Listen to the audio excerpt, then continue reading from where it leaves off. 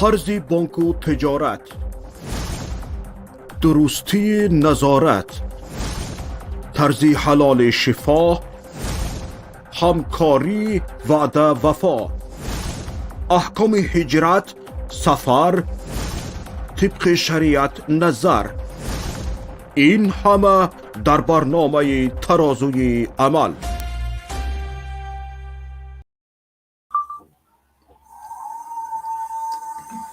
بسم الله الرحمن الرحیم. السلام علیکم و رحمت الله و برکاته. شنوندگان عزیز، امروز در برنامه ترازوی عمل که مهمترین مسئله های شریعت را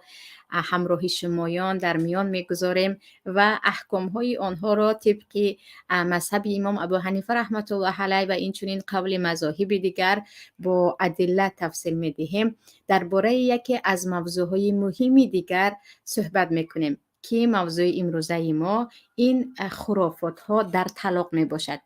وقتی گفتیم خرافات ها در طلاق یعنی اشتباه هایی که مردم گمان میکنند که این کارها را باید کرده شود در حالی که این چیز بافته شده است و هیچ اساس ندارد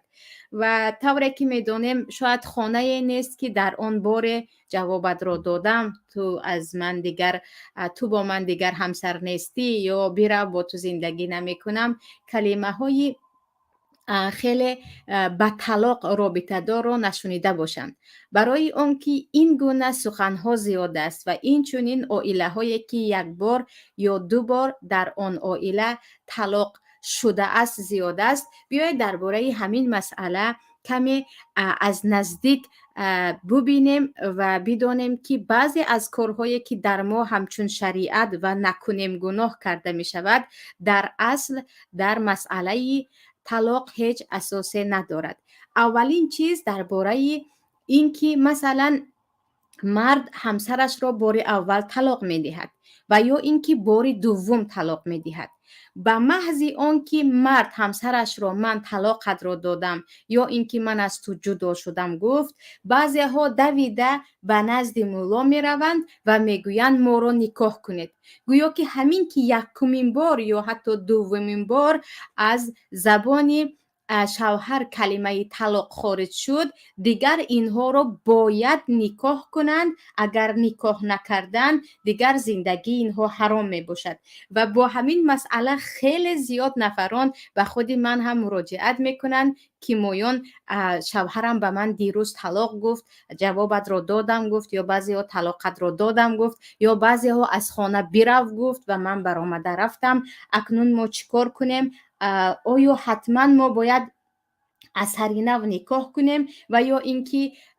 نکاح نکنیم هم می شود؟ و بسیاری ها حتی دویده به نزد امام مسجد هم می روند و تعجب آورش در این است که خیلی زیاد از علما شاید به سبب اینکه از بعضی از احادیث ها بیخبر هستند اینها رو نکاح میکنن، یعنی عائله هایی که بعد از شنیدن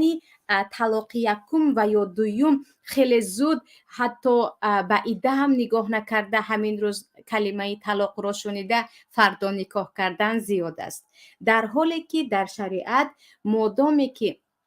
مرد همسرش را طلاق داد و هنوز عده زن نگذشته است که عده زنی که حیض میبیند 3 بار حیض است در مذهب امام ابو حنیفه رحمت الله علیه و اکثر علما، و در این وقت یعنی مادامی که مرد زنش را من طلاقت را دادم گفت و هنوز 3 ماه نگذشت، در اینجا اگر مرد گفت که من از گفته‌ام پشیمانم، من زندگی را با تو دوام میدهم، یگان نکاح نو و رضاگی زن و شوهر حتمی نیست. اینها بچون و چرا با هم زندگی کرده میتوانند و این قول یا این سخن تمام علمای اسلام است و کسی در این باب هیچ تردید ندارد و کسی نگفته است که نه همین که طلاق از زبان برآمد حتما باید نکاح کنید. بعضی ها میگویند اگر نکاح نکردیم دلم آرام نمیگیرد، گویا که آرام گرفتن دل آنها خودش یک دلیل باشد که حتما یک مولای را می آورند و اینها نکاح میکنند. ولیکن در شریعت چگونه که وقتی عبدالله ابن عمر هم همسرشان را در وقت حیض طلاق میدهند، حدیث در صحیح بخاری است، پیامبر صلی الله علیه و سلم میگویند عمر به پسرت بگو همسرش را برگرداند، یعنی این یگان خیل نکاح نو و مهر نو نبود و در این که بعد از طلاق دادن، البته ما درباره طلاق یکم و دوم صحبت میکنیم عزیزان، برای آنکه اگر طلاق سوم باشد دیگر یگان کس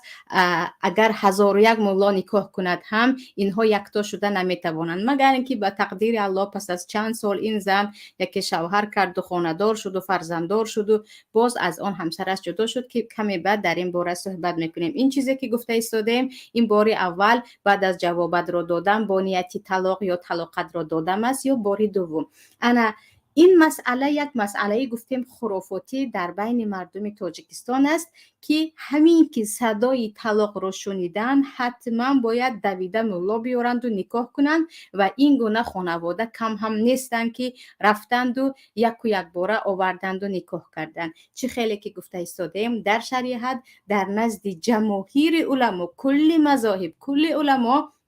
بعد از طلاق دادن مادامی که 3 ماه نگذشته است که اساسا زنها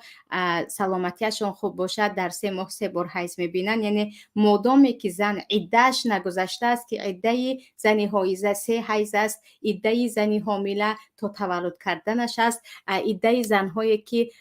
بیمار هستند یا حیض نمیبینند یا از حیض ماندند 3 ماهی کامل با ماهی هجری است. انا همین عده نگذشته است، برای شما یگان نمود از نو نکاح کردن حتمی نیست و شما می توانید زندگی خود را دوام دادن گیرید. و اینجا خیلی که گفتم یک مسئله خیلی عجیب در ما هست که دویده می روند و نکاح می کنانند گویا که این حتمی باشد و اگر نکردن نمی شود. و در نزد جمهور علما وقتی که مرد همسرش را طلاق داد و این طلاق یکم است و یا دوم است، نباید زن از خانه برآمده رود که نه تو مرا طلاق دادی، با همین من از تو جدا شدم، با همدیگر نباید زندگی کنیم. بعضی ها گمان میکنن کلمه طلاق را شنیدید زن و مرد با هم دیگر کاملا بیگانه میشوند مگر اینکه یک نفر آمده نکاح نکند، در حالی که خیلی که گفتیم اینجا وقتی که یکمین بار طلاق شد بعد از این نمودی طلاق یعنی طلاق یکم یا دوم حتمی نیست که دویده رفته شما یک نفر رو بیاورید، مادامی که مرد همین روز یا فردا مهم تا 3 ماه یعنی 3 بار حیض شدن پشیمان شد و گفت من تو را برگردانیدم، من پشیمانم، با همین دیگر اینها از نو زندگی رو دوام میدهند. و الله هم در قرآن کریم میگوید والمطلقات یتربصن بانفسهن 3 قروء ولا يحل لهن ان یکتمن ما خلق الله في ارحامهن ان كن یؤمن بالله والیوم الاخر. در دوامش میگوید و بعولتهن احق بردهن فی ذلك ان ارادوا اصلاحا، یعنی شوهرها در وقتی طلاق یکم و دوم که این آیت همین از سخن شوهر همسرش را برگردانیده میتواند او حقدارتر است، در باره زنهایی هست که در طلاق رجعی یعنی در طلاق یکم و یا دوم هستند. در اینجا شوهر هنوز شوهر حسابیده می شود و در ما خیلی در این مسائل احادیث زیاد است که پیامبر صلی الله علیه و سلم میگویند وقتی زن در عده هست یعنی وقتی یکمین بار یا بار دوم مرد زنش را طلاق داد که این را از همان لحظه که طلاق از زبان شوهر برآمد زن در عده می شود، یعنی یک مدت 3 ماه را انتظار می شود که در همین 3 ماه شوهر ما را باز برمیگرداند یا اینکه تا 3 ماه میگذرد و بر نمیگرداند که الله که بعد از 3 ماه اینها کاملا با همدیگر بیگانه می شوند و نباید با همدیگر زندگی کنند که پس از 3 ماه که مدت عده گذشت یا زنک حامله باشد پس از تولد کردن حتما باید زن از این خانه برود، چون اینها به همدیگر چی میشوند کاملا بیگانه یا نامحرم میشوند. اما در این مدتی که اینها با هم هستند یعنی در مدت عده اگر مرد گفت من اجازه نمیدهم که به کوچه برای حق دارد، برای اون که عده زن بعد از نکاح یکم و دوم نگذشته هنوز در عصمت شوهرش می باشد و شوهر به او حق دارد که بگوید به اینجا نرو و یا به آنجا نرو. برای همین هم عزیزان این مسئله یک مسئله خیلی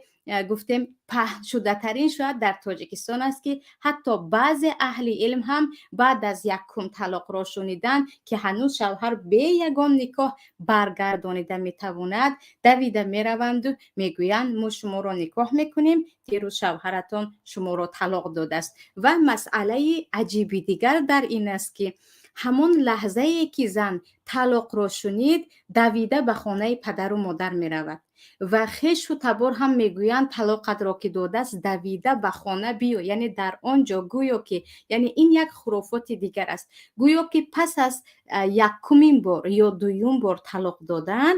زن به شوهرش کاملا نامحرم می شود که خویش و تبار هم میگویند با یکدیگر زندگی کنید بلا می آید، با هم دیگر پس از این کلمه طلاق زندگی کردنتان حرام است مگر اینکه شما را یگان مولا نکاح کند. یعنی خیلی مسئله در بین مردم یک دهشت است، در حالی که چگونه که گفتیم اینجا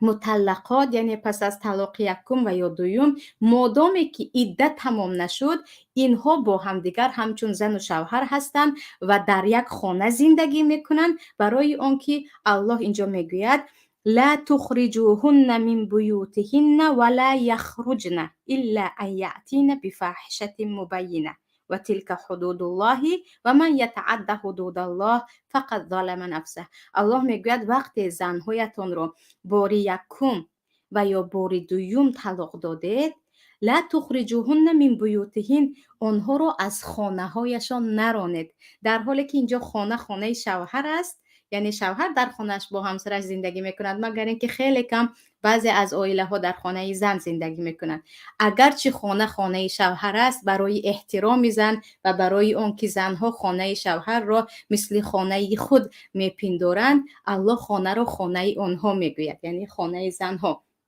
و اینجا میگوید وقتی که شما زنهایتان را طلاق دادید از خانه هایشان نرانید و آنها هم از خانه نروند. و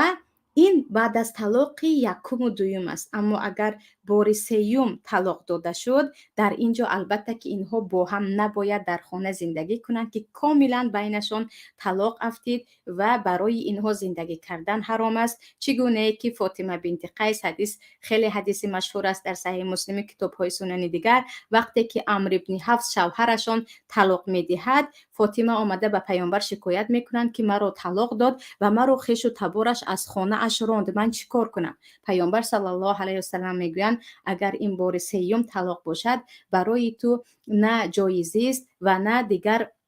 خورد و خوراک همسرت مهیا نمی کند، نه نفقه نه سکنا یا جایز است برای زنی که الکی سوم بار طلاق گرفت، برای مرد حتمی نیست. اما در مدتی که بار یکم مرد زنش را طلاق داد یا بار دوم طلاق داد و هنوز عده نگذشت، در اینجا حتما شوهر باید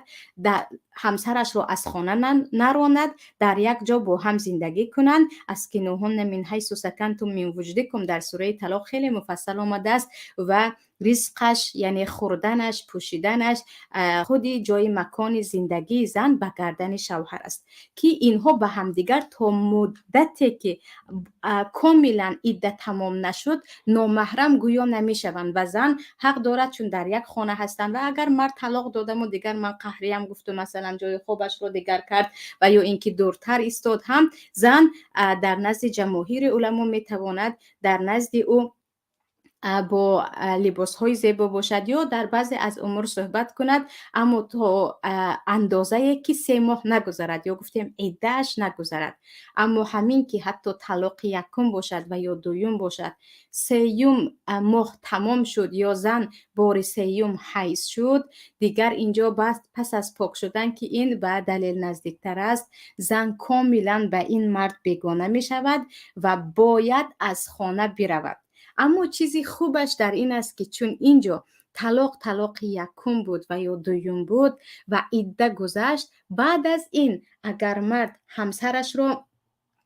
گردانیدنی شد، او هنوز هم حق دارد برای اون که این مرد حدود الله را تجاوز نکرد، در یک و یک بار 3 طلاق نگفت یا بار سیوم طلاق نگفت. برای همین هم اینها از نو با نکاح نو، با مهر نو، با اجازه ولی زن، با وجود داشتن شاهدان و البته اعلان کردن که اینها باز با هم یک جا شدن برمیگردن، چون زن رفت و دیگر 3 ماه از بین گذشت، مردم هم الکی میفهمن، آوازه میشود که اینها از هم جدا شدن. پس خرافات دیگری ما در تاجیکستان این است که همین که کلمه طلاق را زنها شنیدند دویده از آن خانه می روند، در حالی که طلاق قدر مرد دادم گفت، زن گمان میکند که یعنی اکثریت، نمیگویم که یعنی همه برابر، برای آنکه شکر پروردگار الان طالب علمان هم زیاد شده است، در شبکه‌های اجتماعی هم هست و خیلی ها از مسئله های طلاق و نکاح با خبر شده ایستادن که این هم یک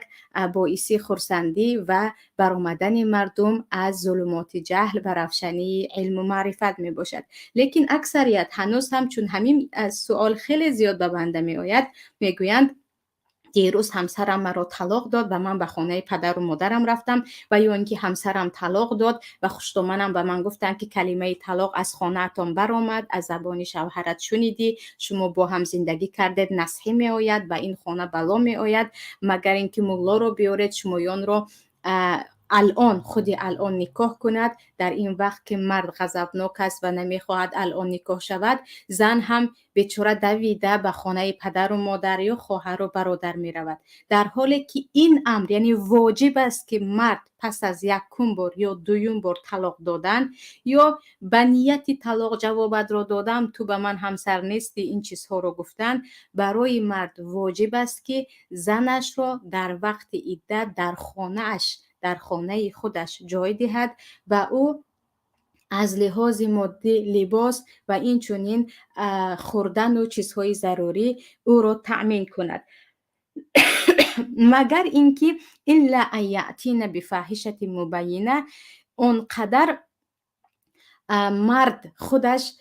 در زن کارهای بد بیند که خواه بیراهگی، خواه اینکه مثلا زن در این وقت عده خیلی به مرد و اهل عائلش ضرر رساند، انا در اینجا مرد که ناچار است میگوید من دیگر طاقت کرده نمیتوانم جنگ و جنجال دائمی یا کارهای بدی تو را، انا اینجا تو در وقت عده 1 یا 2 باشی هم برو در خانه پدر و مادرت زندگی کن. برای همین در سوره طلاق الله میگوید، وقتی میگوید هرگز از خانه هایتان نرانید و در خانه شما عده‌شان را انتظار شوند، در دوامش میگوید الا ان یأتین بفاحشة مبینه، مگر اینکه در زنها شما در حقیقت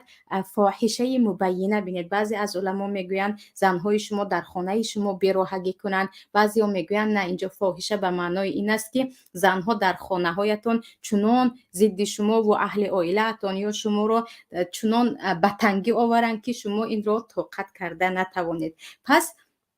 ببخشید پدر و مادران عزیز و یا بیبی و باباهای عزیزی که گمان میکنند که فرزندشان کلمه طلاق را گفت، عروس دویده از خانه برآمده باید برود، و یا اینکه دخترشان کلمه طلاق را شنید در خانه شوهر 1 دقیقه ایستاد هم بالایش ولو می آید. عزیزان، این سخنها خرافات کامل است، اساس ندارد، اما در یک حالت اساس دارد، چگونه که گفتیم وقتی بار 3 مرد همسرش رو طلاق میدهد، پس از بار 3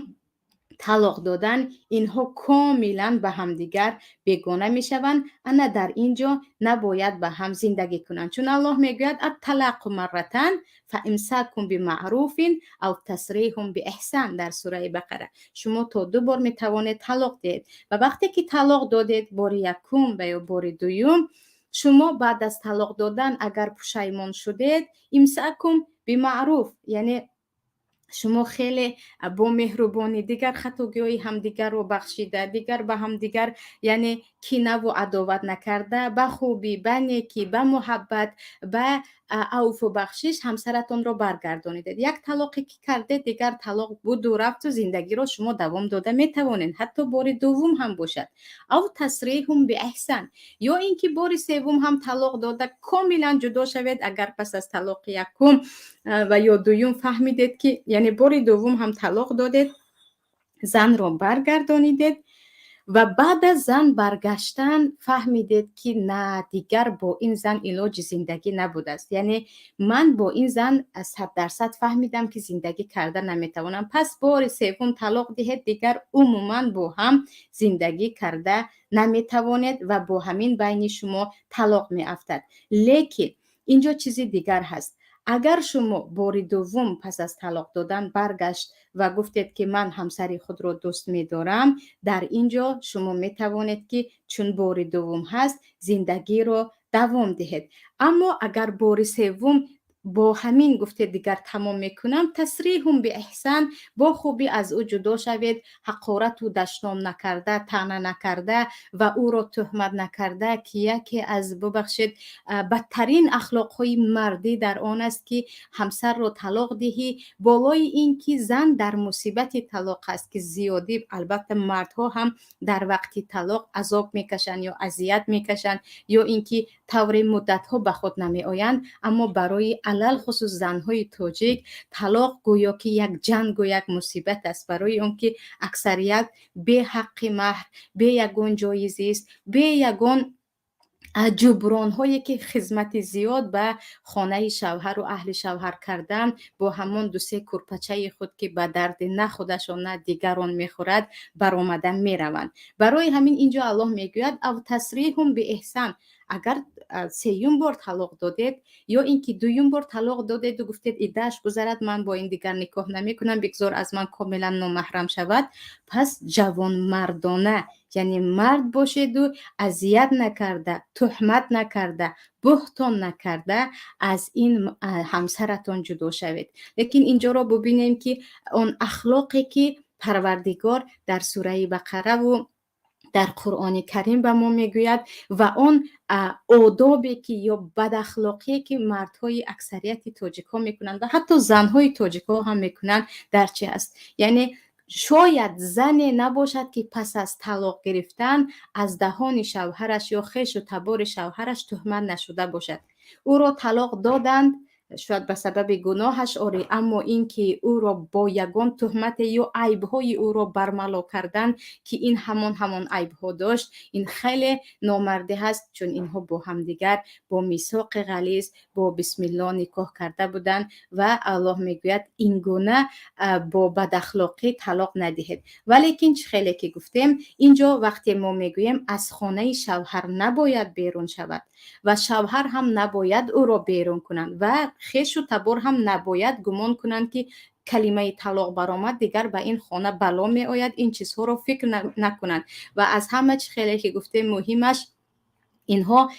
تا هنوزی که عده نگذشته است برای یگان ملا یگان خیل نیاز ندارن. مرد همین که گفت من تو را برگردانیدم، اینها با هم میشوند مادامی که زن در عده است. و این چیزهایی که در ما خیلی زیاد دیده می شود اساس نه از قرآن دارد نه از سنت نه در مذهب امام ابو حنیفه رحمت الله علیه و یا مذاهب اهل سنتی دیگر. چیزی دیگر در ما این است که بعضی از یا شاید گفته میتوانیم که شاید بدترین از خرافات دیگر این است که پس از نکاح طلاق سوم هم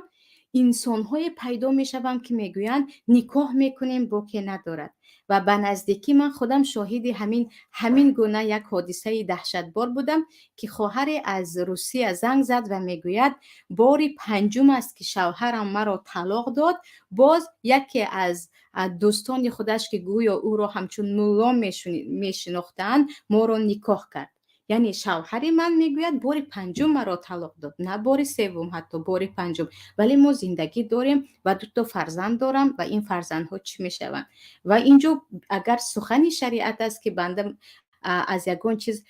از پیش خود گفته نمیتوانم، از روی شریعت این 2 فرزندی که پس از طلاق سوم به دنیا آمد، نعوذ بالله، پناه به پروردگار، اینها ولد زنا حسابیده میشوند، برای اون که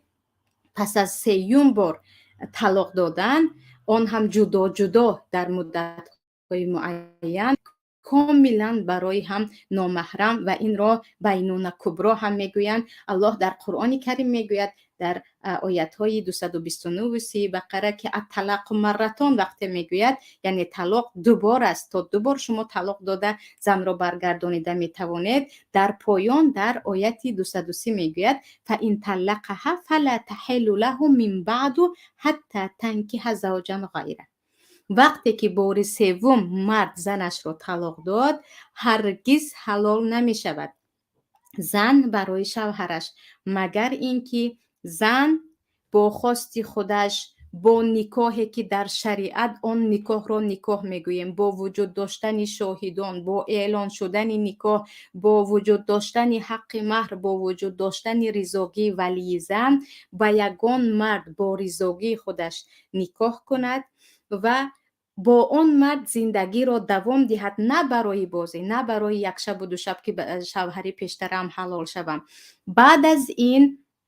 اگر آن مرد یکی مرد یعنی وفات کرد یا اینکه اگر مبادا پس از چند سال یا چند ماه طلاق داد، انا بعد از این زن میتواند به این شوهرش همچون زنی اول برگردد. یعنی آن طلاق های 3 تا پیشتر شده یگان خیلی اهمیت نمیدهند برای اونکه این زن بار دوم شوهر کرد. اما اینکه زن شوهر نکرد و گمان داشته باشیم که پس از طلاق سوم هم، پس از طلاق 4 هم و چه خیلی که این خواهر را گفتم حتی پس از طلاق 5 یگان مولای نکاح میکند و نکاح حسابیده می شود، این گپ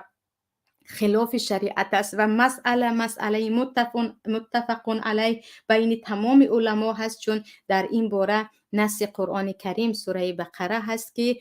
اینها اگر 1000 کس آمده پس از طلاق سوم باره نکاح کنند، هم 1000 ایشان و مولا و علامه اینها را نکاح کنند، هم نکاح اینها باطل است، چون طلاق سوم واخورد ببخشید واقع شد و هرگز اینها به همدیگر محرم شده نمیتوانند. و وای چه مصیبتی که این گونه عائله ها از طبق سوال هایی که به من از هر منطقه آمدن خیلی زیاد هستند. یعنی عائله هایی که پس از طلاق سوم، گفتیم در یک بارگی 3 طلاق رو دادم، گفت بار اول گفت، پیشتر هم در برنامه گفته بودیم که یک روایت فقط از خیلی کوچک از عده از علما مثل ابن تیمیه و شاگردانشان و بعضی از علمای عربستان سعودی، مفتی پیشتره ابن باز رحمه الله و دیگرها، اینها میگویند یکمین بار 3 طلاق گفت مرد خیلی پشیمان است، اینها با هم طلاق نکاح کرده میتوانند. اما تمام علما 100% اتفاق هستند که جدا سومین بار مرد زنش را طلاق را دادم گفت، دیگر 1000 کس نکاح کند هم اینها نکاحشان نکاح و هرگز محرم نمیشوند. و چیزی دیگر یا گفتم یکی از مصیبت دیگر این همین نکاح حلاله است. نکاح حلاله که بدبختانه هم گفته میتوانیم خیلی زیادی ها این چیز را برای خود یک راه حل برای همون 3 طلاقی داده شان یا همان گناهی کرده اشون میدونن. و حتی خواهر یکی خودش از افغانستان بود، در اروپا زندگی میکند، به نزدیکی زنگ زده میگوید بار سوم همسرم مرا طلاق داد و امروز به من آمده است که بگوید که تو حلاله فلانی شو، بعد از این باز به نکاح من میدرایی و آیا همین چیز درست است یا نه؟ یعنی ببخشید تا اندازه دایوسی در یک مرد دیده شود که زبان خودش را اولا کنترل کرده نتوانسته، بعد از سوم طلاق حتی حاضر است که برای یک شب همسرش را همسر دیگری کند، در حالی که نکاحی که به خاطر حلال شدن یعنی به خاطر به همسر یکم حلال شدن هست در نزد جمهور علما باطل است و جز بعضی قبل در مذهب امام ابو حنیفه رحمت الله علیه، اما بقیه جمهور علما این نکاح را نکاح باطل میگویند و پیامبر صلی الله علیه و سلم لعن الله محلل و المحلل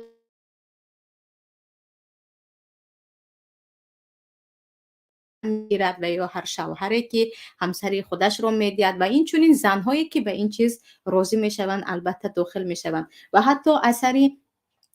عمر ابن خطاب رضی الله عنه هست که میگویند من اگر ببینم که یک زن و یک مرد به خاطر حلال شدن نکاح کردن، هر دویشان را رجم میکنم. یعنی من به آنها حد زنا را میدهم برای آنکه این گونه بازی کردن با نکاح وجود ندارد. و ابن کثیر هم در کتاب تفسیرشان در زیر آیتی همین خیلی که گفتیم تنکیح زوجن غیره که بعضی ها همین رو دلیل گفتن که میگوین نه اگر با یگان کس برای یک شب باشد هم ازدواج کند حلال می شود. در زیر همین آیت میگویند که شما گمان نکنید که اینجا الله یک بار نکاح کردن را در نظر دارد، برای آنکه بعضی آیت های قرآن کریم را احادیث پیامبر صلی الله علیه و سلم به ما تفسیر میکند و زیاده از 20 حدیث میارند که در همش پیامبر صلی الله علیه و سلم لعنت کردند هر مرد و هر زنی که به این کار دست میزنند و حتی گفتن نکاح از روی بازی و مسخره نمی شود. یعنی وقتی که شما برای خدعه یا گفتیم برای فریب کردن و نیرک کردن نکاح میبندید، این گونه نکاح باطل میباشد و این مسئله در نزد جمهور علما باطل است. یعنی 1001 نفر ببخشید با این راهی حلال کردن اگر به خود همسری خود را برگردانده باشند 100 سال زندگی کنند هم آن زندگیشان زیر خطی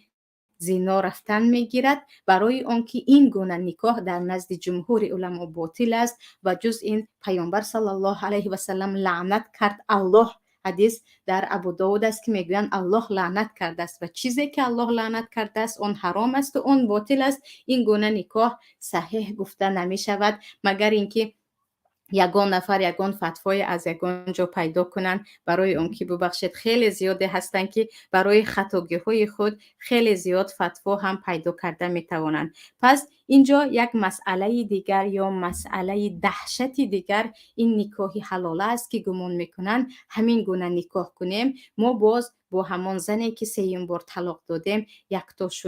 جا شده میتوانیم، در حالی که این گونه نکاح باطل است و حتی چگونه که گفتیم اثری عمر خطاب است که میگویند من اینها را خودم رجم میکردم برای آنکه اینها را من هرگز گمان نمیکنم که نکاحی شرعی باشد. و چیز دیگر خیلی که گفتیم وقتی الله میگوید الطلاق مرتان، پس بیایید چگونه که شریعت گفته است همان نمود طلاق دهید، پس از طلاق یکم الکی تعیین می شود و یا اینکه پس از طلاق یکم همسر را برگردانید مدت زندگی کرد باز نمیفهمد باز نفهمی می شود، دوم بار می شود، لیکن سوم بار الکی 100% مرد عقلش در سرش باشد فهمیده دیده و دانسته طلاق میدهد. بعد از این نباید بهانه جوید با امید اینکه یگان ایشانی آنها را نکاح کنند اینها میتوانند با هم زندگی کنند، یا اینکه نعوذ بالله به کسی زنش را برای یک شب بدهد او میتواند با او زندگی کند. مسئله جمهور علما هست که اینها دیگر با هم زندگی کردن میتوانند. و اینجا بعضی از مسئله های مهمی دیگری هست، ولیکن بیایید به قسم سوال ها میپردازم و اگر بعد از سوال ها باز چیزمان انشاءالله با هم در میان میگذاریم که در رفت سوال ها بسیاری از مسئله هایی که در اینجا بنده نگفته موندم خیلی وقت می شود که به خاطرم می آید و برای عزیزانی که می شنوید می توانید در چت یوتیوب یا اینکه به واتساپ سوال های خود را ارسال کنید. سوال یکم: زن و شوهر بینماز نکاح و طلاق دارند مگر؟ درباره بینمازی پیشتر هم گفته بودم که مسئله بینمازی مسئله هست بین علما که اختلاف، یعنی کسی که نماز را از روی این کاری نمیخواند، یعنی یک نفر نماز نمیخواند به خاطر آن که آن نفر نماز را اینکار میکند، این انسان در نزد جمهور علما دیگر مسلمان نیست، برای اینکه آیت قرآن کریم را حدیث پیامبر صلی الله علیه و سلم را رکن اسلام را عموما انکار کرد و تکذیب کرد. اما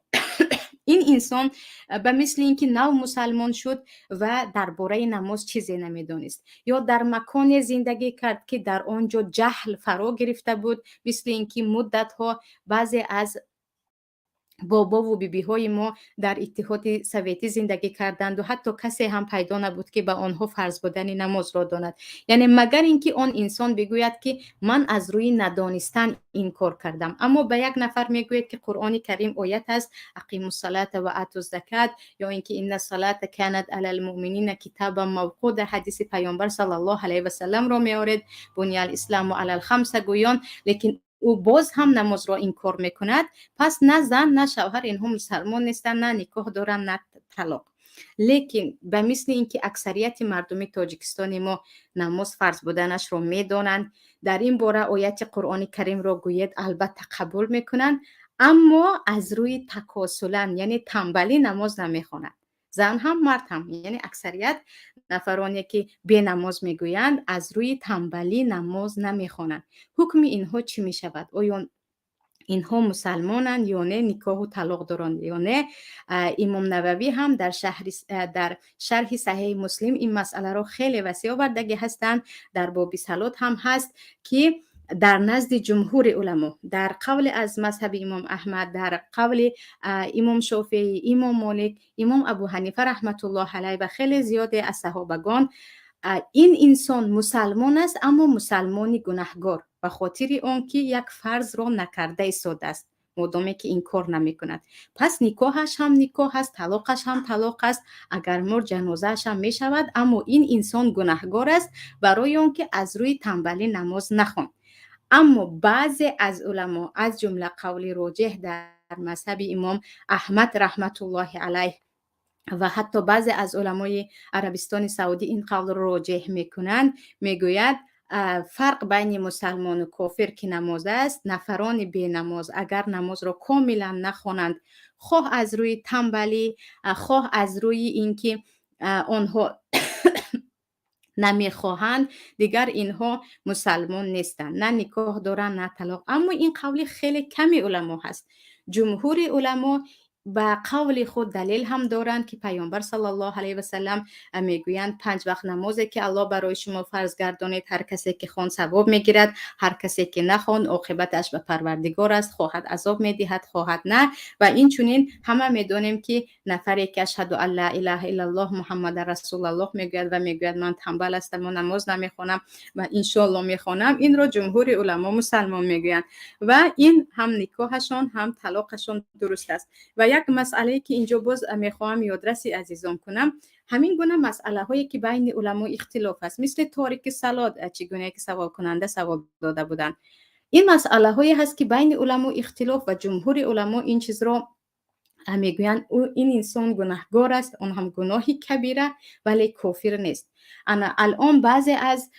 طایفه پیدا شدن که فقط یک نفری که یا گفتیم بعضی از علما رو قولشون رو میگیرن و به همه میگویند گویا که دیگر قول در اینجا وجود ندارد و حتی خیلی زیاد رو میگویند تو مسلمان نیستی به خاطر اون که نماز نمیخونی، یا به پدر و مادر خود، یعنی بنده شاهد بودم که جوان مادر خود رو میگفت که تو مسلمان نیستی که نماز نمیخونی، در حالی که مادر میگفت که من الحمدلله مسلمانم، اشهد ان لا اله الا الله محمد رسول الله میگویم، به خاطر اینکه کار میکنم من نماز نمیخونم. که البته سخنهای مادر درباره کار پیش نمازش رو گرفتن خطا بود. برای همین این گونه مسئله ها رو عزیزان، آیا به این قول همه اتفاقن یا بعضی ها هستن که اتفاق نیستن، یا مسئله مختلفون فی هست، به این اول نگاه کرده بعداً باید حکم کنیم. و اینجا سوال دیگر، یک شب شوهرم مست آمد و طلاقت را دادم. گفت شنیده بودم که اگر شوهر طلاق گوید رفته درختان باغ را آغوش کنی طلاق بر هم میخورد. لا اله الا الله. اولین بار میشنویم این گونه قصه هم بوده است در تاجیکستان. من رفته همه درختان باغمان را آغوش کردم. وقتی پیش مولا رفته، مولا گفت که با باغ همسایه هم گذشتید یا نه؟ نگفتم. مولا گفت بخشید برای آن که اکنون با شوهرتان نکاح روا شوید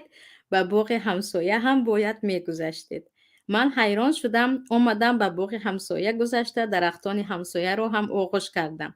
زنی همسایه که شخصی دیندار بود گفتی معنای گپ مولا همین که اکنون باید دیگر شوهر کنی، بعد به شوهری پیشترت نکاح روا میشوی. برای چه مولاها این خیلی با فلسفی گو میزنند؟ پیش از همه کسی رو که شما مولا گفته ایستادید اگر با همون معنا گفته ایستاده باشد که یک نفری دانشمند، این نفری که این گپ رو به شما گفته است، من شهادت میدهم که یک انسان جاهل است، برای اون که جهل کامل است که یک انسان در وقت مستی اولا طلاق داده. مسئله مختلفون فی هست. در برنامه گذشته ترازوی عمل درباره طلاق نفرانی مست گفته بودیم و حتی در این باره اثر عثمان ابن عفان است که گفته بودند که در وقت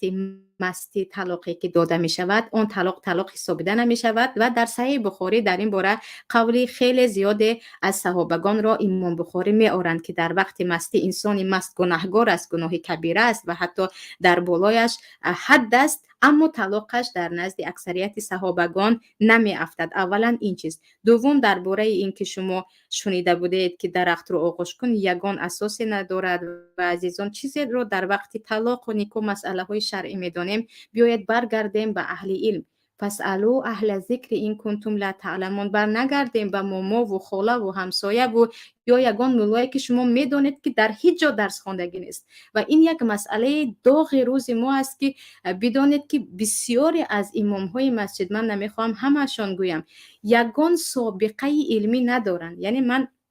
شخصا نفرانی رو میشناسم که تمام عمر به دوریدگری مشغول بودن، به تاکسیگی مشغول بودن، بعضیشون حتی ببخشید به اتئیستی مشغول بودن، بعضیشون دیرکتور مکتب بودن.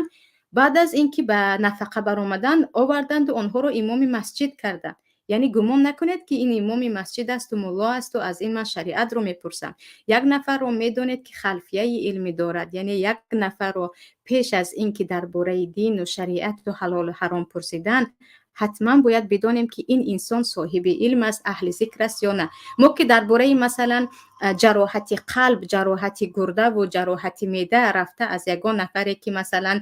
کوچروبی میکند یا یگان نفری که عموما مثلا در بازار سودا میکند، از اون نمیپرسیم، برای اینکه عقل ما به ما حکم میکند که این انسان اهل این چیز نیست، این انسان تجربه درباره جراحت و درباره قلب ندارد. علم شریعت هم از آن بالاتر است، چون احکام الهی، احکام سلطانی که بالای سبع سماوات، بالای تمام مردم رب العالمین است. برای همین این مسئله ها را درباره یعنی طلاق و نکاح حتما باید از اهل ذکر، از اهل نفرانی که در این باره تجربه دارند و خلفیه علمی دارند بپرسید که این آغوش کردن درخت رو اولین بار میشنوم. و چیزی دیگر درباره فلسفه، این رو از خودی همون آدم بی‌سواد میپرسید که به شما ببخشید برای یک شب زن یگان نفر شدن رو هم حتی اجازه داده است. و من مسئولیت ملاها چرا این رو میگویند، بعضی از این گونه جاهل ها رو ندارم و چه خیلی که گفتم اگر گمان میکنیم که همین گونه انسان هایی که طلاق مست رو یعنی انسان مست طلاقش دهد او رو این طلاق می افتد یا نه، این مسئله رو با تفصیل نمیداند. باز مسئله این که جمهور علما حرام میدانند، حلال شدن رو اجازه میدهد و با این گونه کلمه های مجازی بروید و درخت همسایه رو آغوش کنید و از این چیزها میگوید. پناهشان به الله که مردم باید از این گونه انسان ها دین خود را نگیرند. سوال دیگر، شنیدم که اگر زن به خواهش مرد نگوید طلاق می افتد. برای همین اگر نان تنورش سوزد هم باید اول خدمت مرد رو اجرا کند. اگر این گپ راست باشد کم زنکی با نکاح میماند. در این باره این شنیدهتان هم خیلی که درباره سوال بالا گفتم،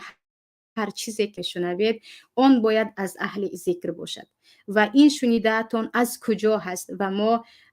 شکر پروردگار که چگونه که پیامبر صلی الله علیه و سلم گفتند به شما دو چیز ترک میکنم، دو چیزی رو برایتان میمونم، به آن دست زده دیگر گمراه نمیشوید. یکی کتاب پروردگار، دیگر سنت پیامبرتان که حدیث های ما، کتاب های سنن ما زیاد هستند و سخن های علمای ربانی ما در این باره زیاد است. این چیزی شنیدهتان حتما باید مرجع باشد. اما از یک نفری بی‌سواد شنیدید، از یک نفری شنیدید که در حیاتش یگان آیه رو تفسیرش رو نمیداند، در حیاتش دست به کتاب صحیح بخاری نزده است، در عمرش کتاب مذهب امام ابو حنیفه رو ندیده است، یعنی کتاب هایی که خودشون در مذهبشون هست و مشهور است، مثل مبسوط و مثل بدایع صنایع این کتاب ها. پس در این باره نگوید که این مسئله شریعت است و در حقیقت زن هایی که به سبب به شوهرشون رد کردن همشون مطلقه هستند که عموما خرافات و هیچ اساس ندارد. طلاق زمانی واقع می شود که مرد به زبانش طلاق گرفت و یا اینکه مرد به خاطر عذاب دادن زنش رو طلاق نداده ایستاده است و زن شکایت به قاضی میکند و قاضی حکم طلاق اینها رو در طرفایمان نکاح طلاق شدگی $500 است. نکاح را پتپیچتی مفتی کرده میدهند. این هم چه خیلی که گفتم یک مسئله هست که خیلی ها گمان میکنند که با همین گویا نکاحشان شد. اگر بس از طلاق یکم و یا دوم باشد، البته که نکاح کردید نکاح درست است، اما چیزی دیگر عزیزان، برای دو نفر را نکاح کردن آنجا حتمی نیست که ملا آمده خطبه خواند. شرط های نکاح: روزگی شوهر، روزگی زن، روزگی ولی زن در نزد جمهور علما و وجود داشتن دو شاهد و اعلان کردن است. یک نفر ملا از مسجد آمده حتما دو نفر رو خطبهش خوندن، این سنت است، یعنی بودنش خوب نبودنش نه. برای همین وقت زن و شوهر در نزد دو شاهد، در نزد ولی زن یا با اجازه ولی زن گفتند با همین مقدار مهر به همدیگر راضی شدند، نکاح بسته می شود و بعد از این یک ولیمه، یک مهمانی به قدر استطاعت می دهند که در مصر هم در اکثریت مساجد پدر عروس و این چونین خود داماد در مسجد از نماز که الکی دخترک از این با خبر است و به پدرش گفته است که من راضی هستم، این نفر دیگر داماد من، این نفر میگویند من دختر ایشان را به مهر معلوم با وعده های خود گرفتم. بعد از این میگویند فردا یا پس فردا یا همین روز ولیمه داریم. حتمی نیست که در آنجا ملا ایستاده باشد و شما فلانی بنت فلانی، شما فلانی اولاد فلانی به این رضا هستید. اینها رو گفتن از شرط های نکاح نیست. برای همین $500 رو به خود استفاده کرده. البته اگر طلاق یکم و دوم باشد میتوانید با حدود خویش و تبار نکاح شما بسته میشد که این مسئله اتفاقی است و شاید این رو هم در باب خرافات ها در نکاح این مسئله رو هم بیاوریم که بسیاریا گمان میکنن اگر ملا وجود نداشته باشد دیگر نکاح هم وجود ندارد. بخشش سوال دیگر: در دوشنبه وچرین که منصبدارها می شود با زنهایشان منصبداران جمع می شوند، زنهای همدیگر رو عوض کرده رقص و بازی می کنند. آیا این عملشان نکاحهایشان رو ویران می کند یا نه؟ نکاح رو برای ویران کردن چه خیلی که گفتم مرد باید یا زنش را طلاق دهد یا زن از مرد شکایت کرده از قاضی گیرد یا نعوذ بالله یا زن یا شوهر از دین خارج شوند، یعنی مرتد شوند. میگویم عموما یکی از فرضهای الله را دیده و دانسته انکار کنند یا به یکی از ارکانهایی که باید ایمان بیاورند آن را بگویند که من به این ایمان ندارم، یا مثلا واجب بودن یا فرض بودن نماز روزه را ترک کنند. اینجا فقط رقص و بازی کردن، رقص که خودش گناه کبیره است، رقص کردن با این نکاح بریده نمی شود مگر اینکه همین گونه رقص و بازی را حلال دانند یا نوشیدن عرق را حلال دانند یا با مردی بیگانه رقص کردن را حلال دانند و دیده و دانسته می دانند که در این باره دلیل است، باز این را حلال دانند. در اینجا میگویم برای آنها نه اسلام مانده است و نه نکاح و نه طلاق. ملا با دالیا نکاح میکند، برای نکاح کردن پول میگیرد. همین خرافات نیست میچ خیلی که گفتم برای نکاح حتمی نیست که ملا داشته باشد. خصوصا در بلوچ خیلی که گفتیم پس از طلاق یکم و دوم وقتی مرد من تو رو برگردانیدم گفت هنوز 3 ماه نگذشته است یا عده نگذشته است، نکاح بسته می شود. اما اگر برای نکاح محتاجید که 3 ماه الکی از بین گذشت یا اولین بار زن گرفته ایستادید، چه خیلی که گفتم رکنهای نکاح، شرطهای نکاح در نزد جمهور علما بودن ملا نیست. در آنجا اگر یگان نفری که مثلا اهل علم است، اهل خرد است، اون رو بیارند که او شاهد باشد یا او احکام نکاح رو فهماند که در بسیار جایها ملا اون نفری هست که بین اینها همچون شاهد می ایستد و بعضی از مسئله های مهم عاید نکاح رو می گوید. اما از روی شریعت وجود داشتن عروس و داماد یا راضیگی آنها حتی وجود نداشته باشند هم، یعنی داماد در دیگر شهر است، عروس در دیگر شهر است، مادامی که در یک معرکه کردن و پدر راضی شد، دختر راضی شد یا برادر راضی شد، اگر پدر نبود شاهدا در آنجا بودن، داماد راضی شد، دیگر نکاح رو اعلان کردن، نکاح شده رفتن میگیرد. حتمی نیست که مولا بیاید و شما پدرش هستید راضی هستید، شما برادرش هستید راضی هستید، اینها رو بگوید. مادامی که دو شاهد عدل و با انصاف هستند، دو مرد هستند و میگویند انا مشاهدت میدیم که شما نکاح تان بسته شد و برای اینکه احادیث خیلی زیاد است نکاح رو اعلان کردن در حدود عائله خود باشد، هم که نکاح پنهانی نباشد نکاح بسته می شود. سوال دیگر، کاسه آب و پخته را ترک کردن در آن و نوشیدن عروس و داماد و شاهدان آیا در نکاح لازم است؟ این چیز هم عموما خرافات است. بار اول من شخصا میشنوم و یگان دلیل به این وجود ندارد و حتما چون سوال ها خیلی در این مسئله هستند باید درباره خرافات ها در نکاح هم صحبت کنیم. یگان اساس ندارد و یگان دلیل ندارد، یک خرافات دیگر هست. سوال دیگر، به نکاح بعضی خویشاوندان عروس سوزن گرفته می درآیند، با این سوزن شاهدان داماد را سوزن خلی می کنند، داد و وایشان می برآیند. همین کار در کجای قرآن گفته شده است؟ من هم نمیدانم که این ببخشید شوخی بیمزه را که عموما یگان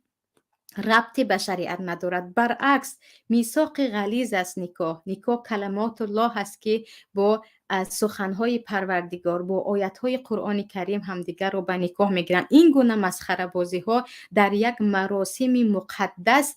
کردن این عموما جایز نیست و حتی گفته میتوانیم که عموما بد اخلاقی است و نباید این را کنند، نباید به این گونه چیزها اجازه شود. برای آن که مراسم نکاح یا بسته شدن عقد نکاح این مراسم بازی و مسخره بازی نه. اونجا با هم میثاق غلیظ گفته است در قرآن کریم الله، آنها از همدیگر عهد و پیمان میگیرند و این گونه کارها تماما از نظر شریعت گفته درست نیست. برای آن که در یک مراسم جدیه که در آنجا آیت های پروردگار گفته می شود، با کلمات الله، با شریعت الله دو نامحرم با هم محرم می شوند، اینها بازی میکنند و با هم مسخره بازی میکنند، آن هم زن و مرد، در حالی که اینجا حتمی نیست که عروس هم در همانجا باشد. عروس من رضاگی هم رو دادم پدر شما باشد گوید هم می شود و شرط نیست که یک چند زنها رو آنجا بیارن یک چادر بعد سوزن خری و مسخره بازی کنند که این تماما مسخره بازی به دین الله است. ببخشید اگرچه گمان میکنن یکی از شوخی های خوب توی و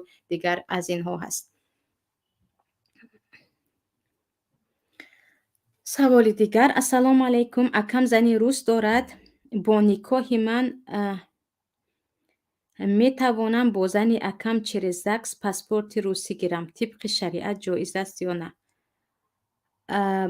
راست دیگه من سوال رو نفهمیدم. سوال کننده اگر وقتمون رسد سوال رو درست‌تر میفهموندید. من نفهمیدم که سوال مقصدش چی است. سوال دیگر، السلام علیکم و رحمت الله و برکاته. سوال، آیا مرد طلاق را به دست زن سپاریده می تواند؟ اگر ها، آیا باز طلاق را گردانیده گرفته می تواند؟ درباره مسئله به دست زن طلاق را دادن، همون زمانی که خواستی تو طلاق هستی، کدام وقتی که خواستی تو طلاق هستی، مسئله هست که جمهور علما اجازه می دهند و این را مسئله توکیل یا یک نفر را در ببخشید طلاق وکیل گرفتن میگویند که به زن میگوید طلاق در دست تو هست، هر زمانی که خواستی تو طلاق هستی و همون روزی که زن گفت من طلاقم را گرفتم و طلاق میافتد و این مسئله در نزد جمهور علما هست و در این باره خودی فاطمه بنت قیس هم حدیثشون در صحیح مسلم است که طلاقشون را به دست خودشان نه و همسرشون عمرو ابن حفص با یکی از دوستانشون عیاش ابن ابی رفیع بود، فقط در خاطرم نام وکیل درست نیست، میگویند عمرو میگویند رو به همسرم فاطمه بگو که او به من طلاق است، با همین من طلاق او را بار سوم دادم. و وقتی که این سخن با وکیل به گوش فاطمه میرسد، فاطمه دویده به نزد پیامبر آمده میگویند به من کمی از خرما و کمی از جو فرستاده است و به عیاش گفته است که از نام من همسرم را طلاق ده و خویش و تبارش مرا از خانه اشران. پیامبر میگویند صلی الله علیه و سلم طلاقت بار سوم است، طلاق واقع شد و تو فاطمه در خانه عمرو همسرت زندگی کردن نمیتوانی. یعنی در طلاق میشود کسی را وکیل گرفت یا به زن گفت که طلاق در دست تو است. اما مسئله برگردانیدن اکثریت میگویند دیگر علاج برگردانیدن نیست در اینجا، چون کلمه طلاق و یا از شرط گذاشتن طلاق که تو کی خواستی طلاق هستی در نزد جمهور علما این را برگردانیده نمیتواند. وقتی که زن همان لحظه که گفت که تمام من اینجا طلاقم رو گرفتم می شود، مگر اینکه شوهر گوید که من نیتم همین روز بود. یعنی من چون وکالت وقتی یک نفر رو وکیل میگیریم مدتی معین دارد. اگر شوهر گفت من همین روز اگر خواستی تو طلاقت در دستت هستی، مقصدم همین بود، یا اینکه من مدتی که در سفر بودم لیکن من تمام عمر، یعنی تو آخری عمرت کی خواستی تو طلاق هستی گفت، دیگر این رو برگردانیده نمی شود. همون لحظه ای که زن گفت با همون وکالت نامه‌ای که به من دادی که تو آخری عمرت طلاقت در دستت است، من طلاقم رو گرفتم، طلاق واقع می شود. ولیکن بگذار یگان نفر این کار رو نکند، برای اون که مشکلی در آن است که برای چه الله طلاق رو به دست مردها سپارید. مویان زنها یعنی مخلوق عاطفی هستیم و این گونه حالت ها اگر شود، یعنی مرد طلاق رو به دست زن سپارید، زن هر وقتی که با کوچکترین مشکلی روبرو شد تمام همون طلاق هم کتی من از تو جدا هم گویان رفته می تواند. برای همین کاش مردها هرگز طلاق رو، یعنی وکالت نامه طلاق رو به دست زن ها نمی سپاریدن. سوال دیگر، در ناحیه 8 داماد خانه عروس رفته پیش از نکاح قهر میکند. دوستان داماد دادزنان داماد قهر کرد میگویند تا اینکه یگان چیز طرف عروس دهد، بعد داماد را راضی کردن، بعد نکاح میکنند. این یکی از عرفای هست که نمیگویم که مخالف شریعت است. یگان هدیه برای داماد میخواهند که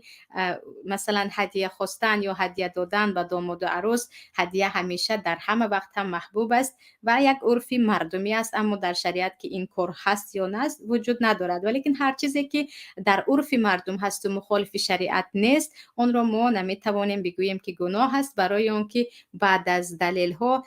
عرف هم علل خصوص در مذهب امام ابو حنیفه رحمت الله علیه جایگاه خود را دارد، اما عرفی که در آن فایده باشد و بر ضد شریعت نباشد. شترفی طلاق گفتگیت رو داده می توانی از نو نکاح کنی. نمیدونم شترفی طلاق گویان چی رو در نظر دارید، برای اون که طلاق که دیگر شترف ندارد، طلاق از زبان برآمد، یک تا است، دو تا است، سه تا است واقع می شود و بعد از یک و دو می توانید به یگان نکاح هم مادامی که در عده است زندگی کنید، عده‌اش گذشت حتما باید نکاح کنید. اما بار سیوم که گفت فإن طلقها فلا تحل له من بعد حتی تنکح زوجا غیر، دیگر هرگز او را نکاح کرده نمی شود. سوالی که در بالا گفتند و نفهمیده بودم به فکرم، اکم زنی روس دارد، فقط نکاح دارد اما زکس ندارد. من می توانم با زن اکم چیر زکس پاسپورت روسی گیرم. طبق شریعت جایز است؟ البته که جایز نیست. یعنی در نزد جمهور علمای معاصر، چون این گونه بازی ها در زمان پیامبر صلی الله علیه و سلم نبود و این گونه برای پاسپورت نکاح کردن و برای پاسپورت یا برای دکومنت یا حجت طلاق دادن اکنون سالهای آخر پیدا شده است. اگر به مجموعه فتوای علمای معاصر نگاه کنیم که در عربستان سعودی هم هست این گونه فتوا، در اروپا هم هست، در مصر هم هست، تقریبا تمام کشورها دارند، تمام علما اتفاق هستند که یگان زن را به خود او همسری من گفته به خاطر پاسپورت، اون هم زنی کس را، ببخشید زنی کس را زنی من گفته دکومنت نکنید. این هم دروغ است، هم بازی است با نکاح و چه خیلی که گفتیم فقط اخذنا منکم میثاقا غلیظا میگوید الله. نکاح یک میثاق غلیظ است، یعنی عهد و پیمانی که خیلی شدید، خیلی با احترام است. و زکس اگرچه زکس باشد هم در آنجا شما می نویسید که فلانی رو من به همسری گرفتم و اون زن هم می نویسد که من فلانی رو به شوهری گرفتم و در آنجا شمایان امضا میکنید و آنجا یک نفر دیگر می نویسد که اینها زن و شوهر هستند، در حالی که اینجا ارکان ها نیست. به هر حال زنی من گفتن و آن هم شوهری من گفتن و از همه بدترش همسری برادر رو که این باز هم گناه زیادتر است. برای پاسپورت گرفتن شاید زن روسی به شوهر را در حقیقت هم برای پاسپورت هم برای زندگی کردن، برای گرفتن اگر این کارو کردید، اینجا میگویم دو مقصد است، هم با او زندگی کردن و هم پاسپورت گرفتن. لیکن زنی روسی که البته محسنه باشد، یعنی پاک دامن باشد، برای اون که والمحسنات من الذین اوتوا الکتاب من قبلکم، زنی مسیحی رو به زنی گرفتن زمانی جایز است که او زنی پاکدامن باشد در این وقت می شود، اما زنی برادر خود را هرگز این کار را نکنید. این بازی کردن و دیگر ببخشید دروغ آشکار و هم خیلی ننگ است که زنی برادر خود را زنی منگویان حجت سازد و اون حجت را هر کس دید زنی برادر را نه زنی این برادر گمان کند.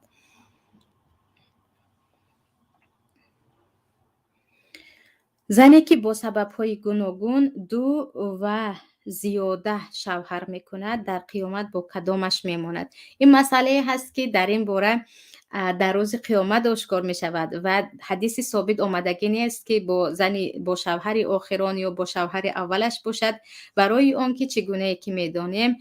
در جنت هم درجات است، یعنی جنت ها از هم تفاوت دارند. فردوس بالاترینش بهترینش و عدن است، ریان است، دیگر جنت های دیگر 7 طبقه ببخشید 8 در جنت هست و گاهی می شود که زن از اهل جنت است، مرد از اهل جنت نیست، یا مرد از اهل جنت است، زن از اهل جنت نیست. برای همین این رو خودی الله خودش حکم می کند و باقی بودن زن رو. و به این نگاه کنیم بعضی از زنها اسماء بنت امیس در اول همسر جعفر تیار بودند، جعفر ابن ابی طالب. وقتی که جعفر میمیرند ابوبکر صدیق اسماء را میگیرند و خیلی دوست هم میداشتند، حتی گفته بودند که وقتی میمیرم اسماء مرا شوید و کفن کند. وقتی ابوبکر میمیرند اسماء همسر حضرت علی کرم الله وجهه رضی الله عنهم اجمعین همسر برادری پیشتره شوهر خود میشوند و این ما میگوییم هم جعفر هم علی هم ابوبکر صدیق مبشرین بالجنه هستند. اسماء به کدام اینها میشوند؟ این را الله خودش حکم میکند. و آخرین سوال برادر و خواهران اهل اسلام، یک تا دعای دست جمعانه از شما خواهش میکنم دعا کنید تا که به من الله عزوجل یک زنی با ایمان غمخواری آخرت را برساند و بگوید آمین که برادر که از ما طلب دعای خیر کردن، که طلب دعا کردن از نفران صالح جایز است و انشاءالله که از اهل صلاح باشیم، برایشان همسر صالحه نصیب کند که پیامبر صلی الله علیه و سلم وجود همسر صالحه را میگویند از خوشبختی های مرد است که در او همسر صالحش باشد. وقتی الله را فراموش میکند به خاطرش بیارد، وقتی که به کاری گناه دست میزند او را باز دارد، وقتی به کاری خیر دست میزند به او کمک کند که برای تمام برادران مسلمان، برادران که خود از اهل صلاح و اهل تقوا هستند، پروردگار همسر مناسب الطیبات للطیبین و الطیبون للطیبات نصیب گرداند. عزیزان این بود برنامه امروزه ما درباره خرافات ها در طلاق. اگر مسئله های جدی هست که میخواهید در میان گذارید میتوانید در واتساپ فرستید یا در کامنت ها در زیر همین برنامه ها فرستید. تشکر از آن که با ما بودید، با سوال های خود در برنامه اشتراک کردید. اگر برای شما نفعمان رسید شکر پروردگار که با توفیق الله در خدمت شما اهل دیار یا هموطنان عزیز هستیم. السلام علیکم و رحمت الله و برکاته.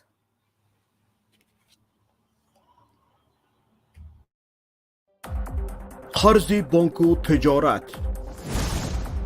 درستی نظارت، طرز حلال شفا، همکاری وعده وفا، احکام هجرت، سفر، طبق شریعت نظر، این همه در برنامه ترازوی عمل. هر هفته روز دوشنبه ساعت 16 به وقت مسکو و ساعت 18 به وقت دوشنبه در کانال یوتیوبی پیام تیوی